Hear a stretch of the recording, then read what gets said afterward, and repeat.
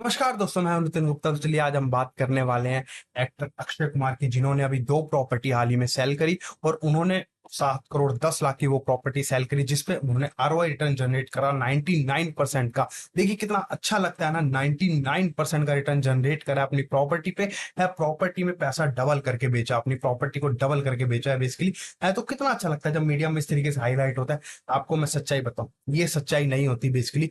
आपको समझना पड़ेगा कि उन्होंने 8 साल में पैसा अपना डबल करा है, 8 साल में पैसा डबल करा है। और वह मैं दूसरी और बात करूं, जितेंद्र कपूर ने भी अपना एक फ्लैट बेचा था, एक अपार्टमेंट बेचा 12.25 करोड़ का, जो उन्होंने 2017 में ही परचेज करा था।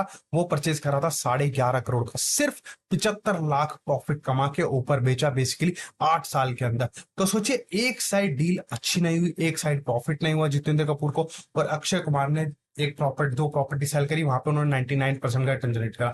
तो जरूरी नहीं है हर प्रॉपर्टी आपको रिटर्न जनरेट करके दे, हर प्रॉपर्टी आपको लॉन्ग टर्म में वेल्थ बना के दे, हर प्रॉपर्टी आपको पैसा बना के दे है। लेकिन अब इसमें भी देखिए कमी क्या है, जो 99% का आरओआई बताया जा रहा है, एब्सोल्यूट रिटर्न में बताया जा रहा है कि 8 साल में पैसा डबल हो गया है। प्रॉपर्टी में इसी तरीके से बताया जाता है हमेशा कस्टमर को कि देखिए 15 साल में पैसा आपका 3 गुना हो गया है, 20 साल में पैसा आपका 4 गुना हो गया। लेकिन ढंग से कंपैरिजन आपको नहीं बताया जाता कि आप दूसरे एसेट में इन्वेस्ट करते हो, दूसरे एसेट से कंपेयर करना पड़ेगा, और ईयर ऑन ईयर बेसिस पे कंपेयर करना पड़ेगा किस रिटर्न के बेसिस पे क्या सीएजीआर रिटर्न आ रहा है, हर साल से कितना पैसा मेरा अप्रिशिएट कर रहा है। अगर इसको आप लोगों, और एफडी वर्सेस भी आपको रिटर्न कंपेयर करना पड़ेगा, प्रॉपर्टी और एफडी वर्सेस भी रिटर्न कंपेयर करना पड़ेगा आपको साल दर साल। एब्सोल्यूट रिटर्न में रिटर्न यहीं पे गलती करते हैं, एब्सोल्यूट रिटर्न में वो मेजर करते हैं, हमेशा कंपेयर करते हैं दो एसेट्स को। तो अब मैं बात करता हूँ आपकी है। अब जैसे रिसेंटली अभी हो क्या रहा है, एक एग्जांपल देता हूँ गोल्ड का। अगर गोल्ड का आप पिछले 10 साल का रिकॉर्ड देखोगे,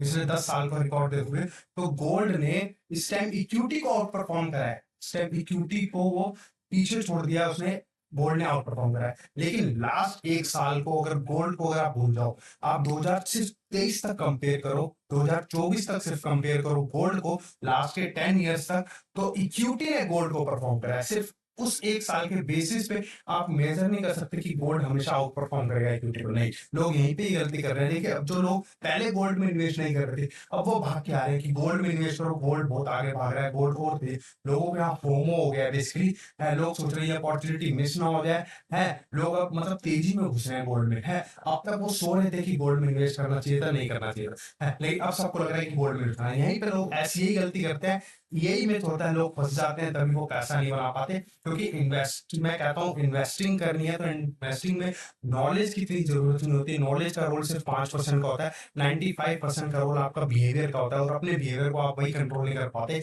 इसलिए एक फाइनेंशियल एडवाइजर की जरूरत पड़ती है। तो चलिए हम वापस आते हैं अपने एग्जाम्पल पे, अक्षय कुमार के एग्जाम्पल में, जहाँ पे 99% का आरओआई रिटर्न बताया जा रहा था। लेकिन अब मैं इसकी सच्चाई बताता हूँ आपको, एक्सेल के थ्रू चलते हैं। एक्सेल में देखिए प्रॉपर्टी 2017 में 3 करोड़ 70 लाख की ली उन्होंने, मैंने उनका डाटा निकाला है, और 7 करोड़ 10 लाख की उन्होंने जून में बेची। तो उनका जो सीएजीआर रिटर्न आया, हर साल दर साल पैसा बढ़ा 8.51% का, सिर्फ 8.5% का रिटर्न आया। अगर उन्होंने रेंट पे भी दी होगी प्रॉपर्टी, तो बेसिकली रेजिडेंशियल अपार्टमेंट है, और उन्होंने रेंट पे भी दी होगी प्रॉपर्टी, तो उस पर 2-2.5% का रेंट ईल्ड भी कमाया होगा। तो मोटा मोटी मान के चलो 10-11% का उन्होंने आरओआई जनरेट करा होगा इस प्रॉपर्टी पे। और जरूरी नहीं है कि उन्होंने रेंट पे दी होगी, क्या पता वैकेंट रही हो, वो प्रॉपर्टी खाली रही हो है। तो देखिए इस तरीके से। लेकिन यही चीज है कि आपने जो प्रोजेक्ट था उसके स्टॉक में इन्वेस्ट करा है, स्टॉक मतलब उसकी इन्वेंट्री में, उनका वो प्रोडक्ट था जो प्रोजेक्ट में इन्वेस्ट करा, आपने एसेट में इन्वेस्ट करा, प्रॉपर्टी में इन्वेस्ट करा, वो कंपनी के लिए उनका इन्वेंट्री था, एक स्टॉक था बेसिकली। मतलब ये मान के चलिए, आप किसी मारुति कंपनी की अगर कार परचेज कर रहे हो, आप उसका एसेट में इन्वेस्ट नहीं कर रहे हो, आप उसके प्रोडक्ट में इन्वेस्ट कर रहे हो बेसिकली है। तो यहीं पे आप देखिए, अब मैं बताऊं आपको Nifty reality index, reality index की बात करते हैं।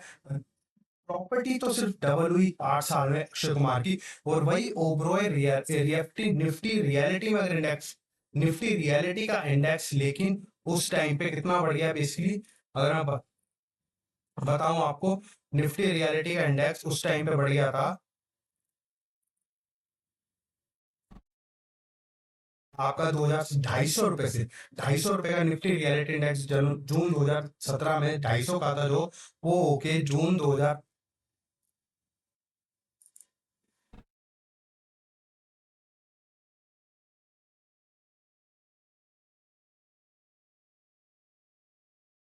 ओके, जून 2025 से मतलब 1000 पॉइंट्स पे पहुंच गया था, 250, मतलब निफ्टी रियलिटी इंडेक्स 4 गुना हो गया, लेकिन आपकी प्रॉपर्टी सिर्फ डबल हुई बेसिकली है। तो निफ्टी रियलिटी इंडेक्स ने अपना पैसा 8 साल में 4 गुना कर लिया है, लेकिन आपका पैसा सिर्फ डबल हुआ है। वही मैं बात करूं ओबरॉय रियलिटी की। ओबरॉय रियलिटी का शेयर जो 2017 में जिसके प्रोजेक्ट में आपने निवेश करा है, जिस वो उनका शेयर जो था बेसिकली वो शेयर था 400 रुपए का 2017 में, और वही शेयर जून 2025 में वो शेयर हो गया था 1900 रुपए का। मतलब उस पे सीएजीआर रिटर्न जो आया बेसिकली 400 का शेयर 1900 का हो गया, तो उस पे आया 21.5% का। तो बेसिकली प्रॉपर्टी खरीद के आप अमीर हुए, यही कंपनी अमीर हुई ओवरऑल रियलिटी। तो आपको ये सोचना पड़ेगा कि आप इन्वेस्ट कर रहे हो, आप एसेट खरीद रहे हो या उस कंपनी का प्रोडक्ट खरीद रहे हो। अगर उस कंपनी का आप एसेट खरीद रहे हो तो वो ओनर क्यों नहीं उस एसेट में इन्वेस्ट करता जो आपको वो प्रोडक्ट बेच रहा है बेसिकली।